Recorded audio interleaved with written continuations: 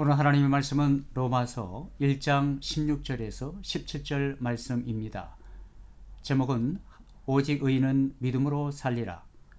하나님 말씀 16절, 17절 말씀 읽겠습니다.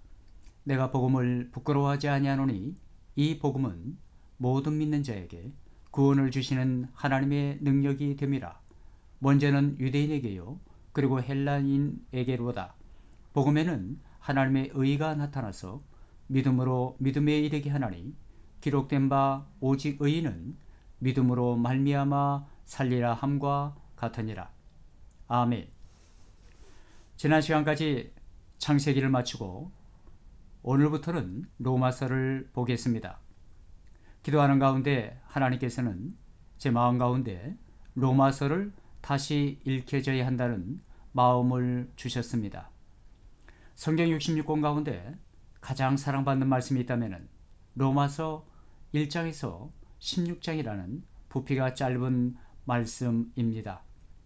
우리는 앞으로 로마서를 묵상하며 공부할 때 하나님의 말씀 로마서가 새롭게 발견되어지기를 바랍니다. 로마 교회는 복음의 말씀으로 영적인 눈이 다시 띄고 역사를 새롭게 했습니다. 마지막 시대인 오늘 시대의 교회들은 로마서를 다시 읽혀져야 합니다. 그리고 교회가 다시 새로워져야 합니다. 우리의 믿음이 새로워져야 합니다. 마음을 열고 로마서 말씀을 받을 때 우리 모두에게 하나님의 기적과 능력을 체험하며 그 은혜를 누리시기 바랍니다. 진정 예수님이 우리의 손님이 아니라 우리의 주인이 되실 때 하나님의 복음의 능력을 날마다 경험하게 됩니다. 성경에서 말씀하는 복음은 원색적인 복음이 아닙니다. 복음은 교리가 아닙니다. 하나님의 복음은 믿는 자에게 구원을 주시는 하나님의 능력이 되십니다. 주인과 손님 글 가운데 이런 일화가 있어서 소개합니다. 19세기 대영 제국을 이끌었던 빅토리아 여왕이 한 과부를 만났던 일화가 전해 내려옵니다.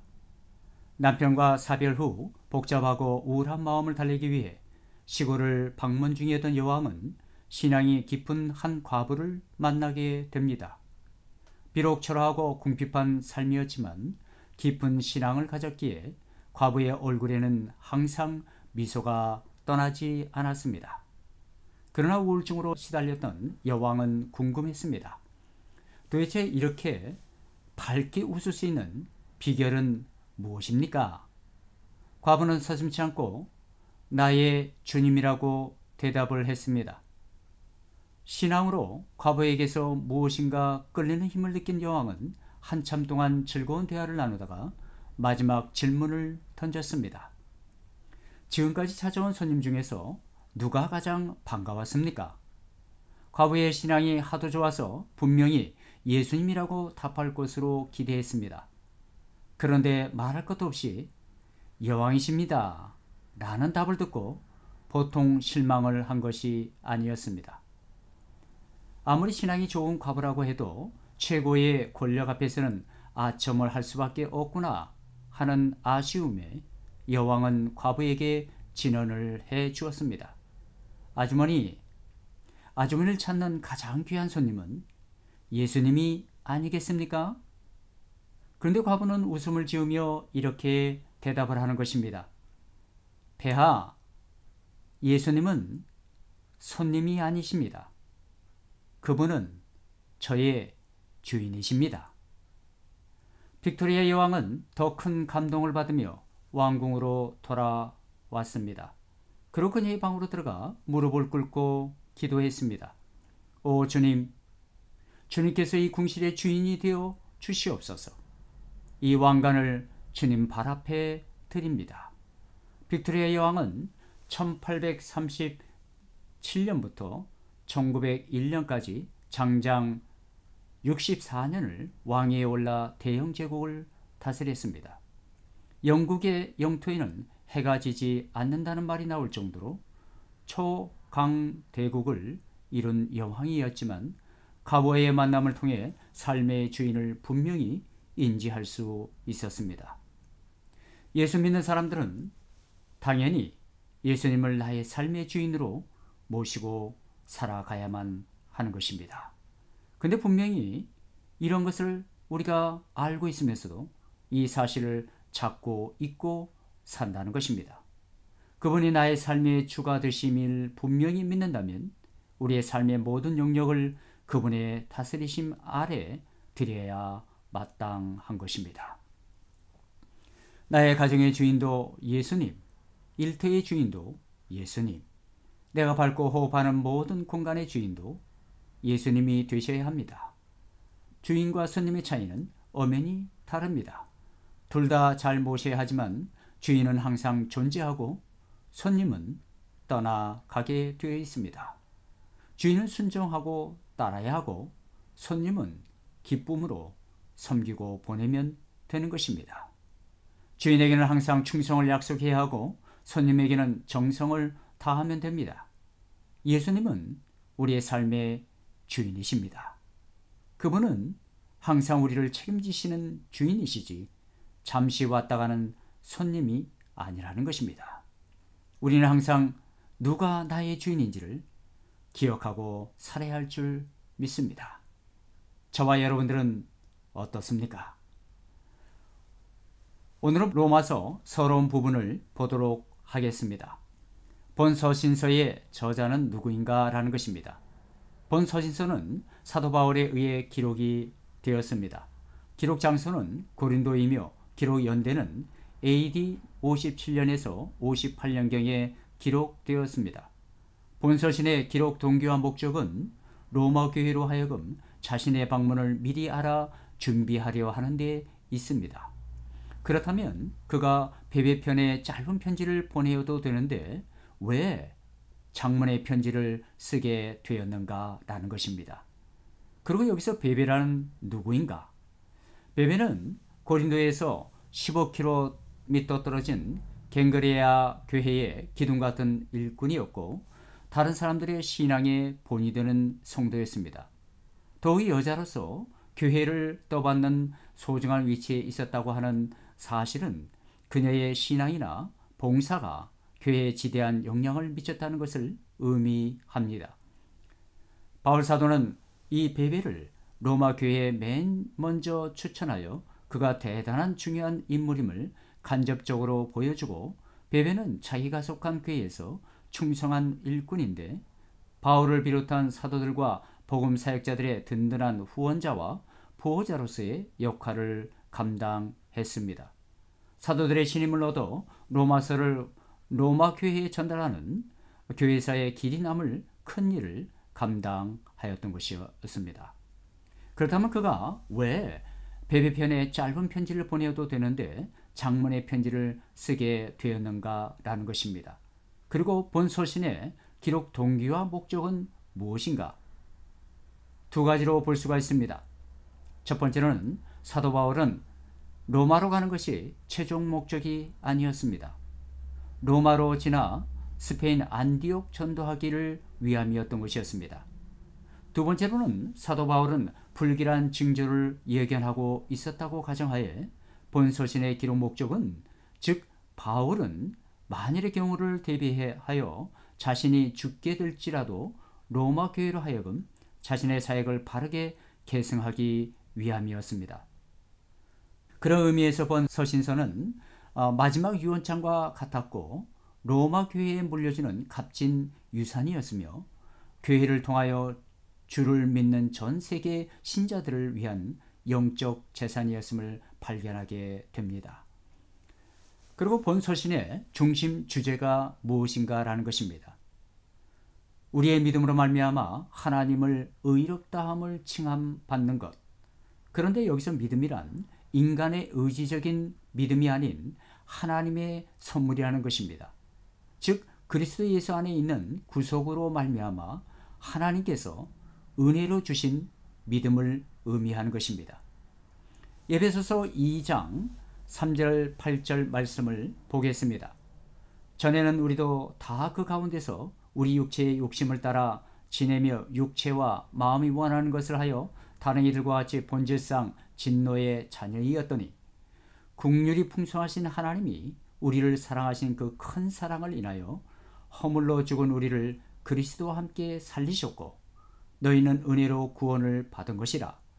또 함께 일으키사 그리스도 예수 안에서 함께 하늘에 앉히시니 이는 그리스도 예수 안에서 우리에게 자비하심으로써 그 은혜의 지극히 풍성함을 오는 여러 세대에 나타내려 하심이라. 너희는 그 은혜에 의하여 믿음으로 말미암아 구원을 받았으니 이것은 너희에게서 난 것이 아니요 하나님의 선물이라. 로마서 3장 22절 24절에서는 이렇게 증언합니다. 곧 예수 그리스도를 믿음으로 말미암아 모든 믿는 자에게 미치는 하나님의 의인이 차별이 없느니라. 모든 사람이 죄를 범하였음에 하나님의 영광에 이르지 못하더니 그리스도 예수 안에 있는 속량으로 말미암아 하나님의 은혜로 값없이 의롭다 하심을 얻은 자가 되었느니라. 아멘. 로마서 전체 말씀을 보면 사도 바울은 1장에서 3장에서까지는 이 구원이 실질적이며 인간은 반드시 이 구원이 이루어져야 한다는 것입니다. 4장에서는 성경적이라는 것을 증언합니다. 5장 8장에서는 열매를 맺는 것을 증언합니다. 9장 11장에서는 하나님의 섭리와 약속이 믿음을 가진 자들을 위하여 의도되었다는 것을 증언하면서 그 안에서 실현되었다는 의미에서 구원은 역사적임을 증명하였습니다. 12장에서 16장까지는 어떻게 살아갈지를 실제적인 적용을 담고 있습니다. 결론적으로는 하나님이 주신 믿음으로 의롭다 하심과 구원하심을 입은 자들이 어떻게 이웃과 동료들에 대한 사랑을 실천하며 삼위일체 하나님에 대한 헌신의 삶을 살 수 있을까라는 말씀을 사도 바울은 하나님의 종으로 로마서 교회에게 이 시대에 하나님의 백성들에게 증언하는 것입니다. 다시 말씀드리면 믿음, 구원, 사랑, 헌신 이것을 강조하고 있는 말씀입니다. 본서신서에서 언급하고 있는 핵심 용어들이 나옵니다. 그것은 무엇입니까? 첫째로는 하나님의 의라는 것입니다. 하나님의 의, 헬라어로 디카이 오스네라고 합니다. 그 의미는 의롭다 선언하신 것입니다. 인간의 죄를 용서하고 무죄를 선고한 것입니다. 의롭다고 인정하신 것입니다. 하나님의 은혜의 행위인 것입니다. 인간의 공로가 아닌 값없이 주신 하나님의 은혜를 말하는 것입니다. 우리의 열심과 노력으로 이루어진 것이 아닌 하나님의 열심과 은혜로 되어진 의를 말하는 것입니다. 두 번째로는 구속입니다. 구속이라는 것은 헬라어로 아폴로트로시스라고 합니다. 이 말의 뜻은 그 의미는 몸값을 지불하고 노예나 포로를 해방하였다는 것입니다. 하나님께서는 애굽으로부터 이스라엘을 구출하셨습니다. 바벨론 70년에서 자유함을 주셨습니다. 신약이 들어오면서 이스라엘뿐만 아니라 예수 그리스도로 말미암아 전 인류를 구출한 복음적인 의미를 말하는 것입니다. 세 번째는 화목제물입니다. 화목제물이라고 하는 것은 헬라어로 힐라스테리온, 그 의미는 예수 그리스도 구속 사역을 의미하는 것입니다. 왜 그렇습니까?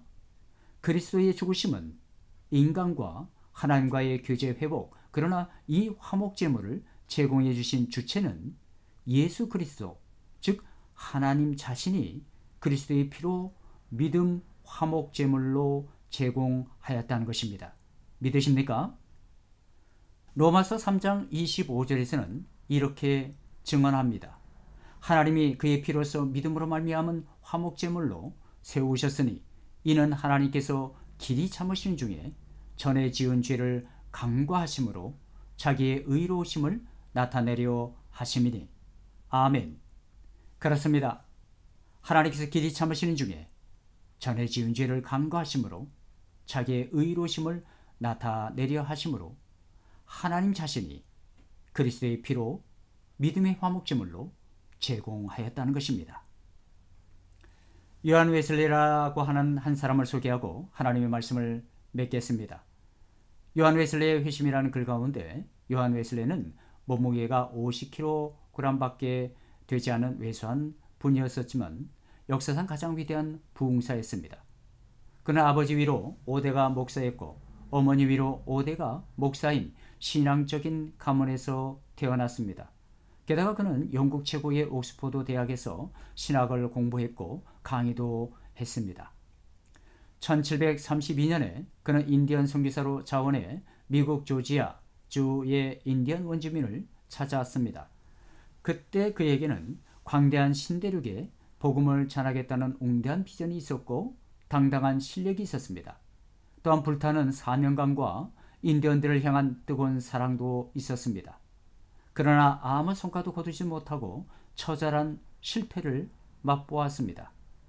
그처럼 최고의 실력을 갖추고 큰 꿈과 이상과 사명과 열정까지 가진 사람이 실패하고 맙니다.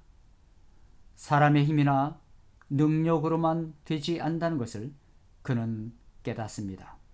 그리고 이렇게 고백합니다. 스가랴서 4장 6절 말씀에 이렇게 말씀합니다. 그가 내게 대답하여 이르되 여호와께서 스룹바벨에게 하신 말씀이 이러하니라. 만군의 여호와께서 말씀하시되 이는 힘으로 되지 아니하며 능력으로 되지 아니하고 오직 나의 영으로 되느니라. 아멘. 결국 선교사에게 실패합니다. 그리고 실패하고 폐결핵까지 걸린 웨슬레는 폐잔병처럼 영국으로 귀향하게 되었습니다. 그런데 설상가상으로 귀향하던 배가 풍랑을 만났습니다. 배는 사람들의 아우성과 몸부림으로 아수라장이 되었습니다. 그때 웨슬레도 두려움에 젖어 있었는데 어디선가 찬송소리가 들렸습니다.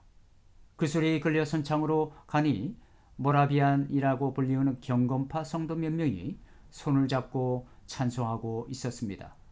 그때 웨슬레가 물었습니다. 당신들은 두렵지 않습니까? 그들은 대답했습니다.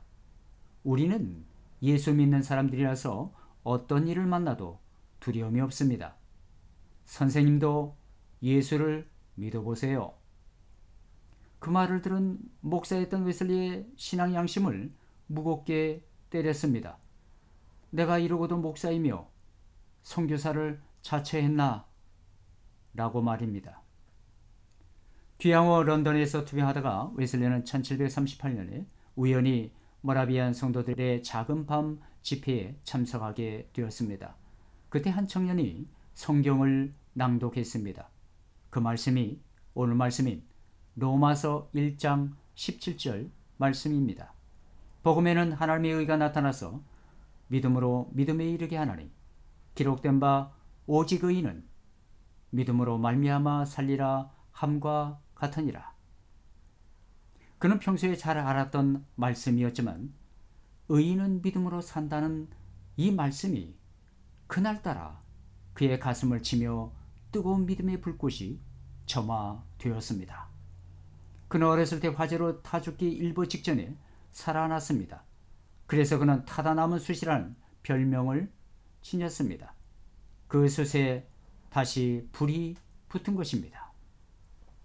그는 투병을 하면서 자기 묘비에 새길 기도문을 적었다고 합니다. 하나님, 이 무익한 종을 불쌍히 여겨 주십시오. 타다 남은 웨슬레가 여기 누웠습니다. 그 마지막 기도문을 써놓고 35세를 일기로 죽음을 기다리다가 그때 하나님의 은혜를 체험하게 됩니다. 그리고 몸도 치유됩니다. 그 뒤 그는 88세까지 장수하면서 복음을 전했습니다. 그가 말을 타고 지구를 12바퀴를 돌며 복음을 전하게 되었고 일생 42,400번의 설교를 했고 200권이 넘는 신앙 서적을 남겼습니다. 그렇습니다. 인간이 할 수 있는 일이란 오직 자신을 맡기고 하나님만이 인간을 죄의 사슬로부터 자유롭게 하시며 더러운 죄를 씻어주신다는 사실을 믿는 것이 뿐이라는 것을, 죄에 대해서는 나는 죽고 하나님의 의로 내가 살게 된 것을 믿는 것을 깨닫는 삶이라는 것을 오늘 말씀을 통해서 다시 발견하게 됩니다. 우리는 육신의 일을 멀리하고 영을 쫓는 삶을 살아야 할 줄 믿습니다. 로마서 8장 6절에서 9절에서는 이런 말씀이 있습니다. 육신의 생각은 사망이요 영의 생각은 생명과 평안이니라. 육신의 생각은 하나님과 원수가 되나니 이는 하나님의 법에 굴복하지 아니할 뿐 아니라 할 수도 없음이라. 육신에 있는 자들은 하나님을 기쁘시게 할 수 없느니라. 만일 너희 속에 하나님의 영이 거하시면 너희가 육신에 있지 아니하고 영에 있나니 누구든지 그리스도의 영이 없으면 그리스도의 사람이 아니라. 아멘. 로마서 1장 16절에서 17절에서는 이렇게 증언합니다.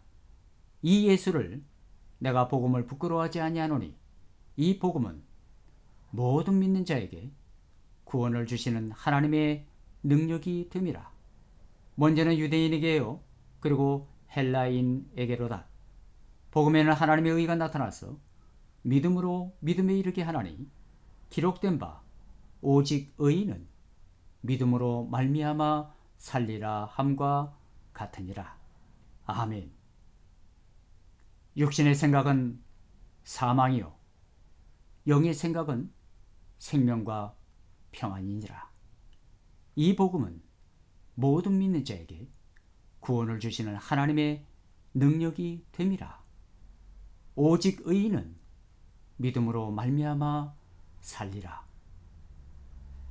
이 말씀이 우리 모두에게 두렵고 떨림으로 우리의 삶 가운데 실체가 되기를 예수님의 이름으로 간절히 축원하는 바입니다. 기도하겠습니다.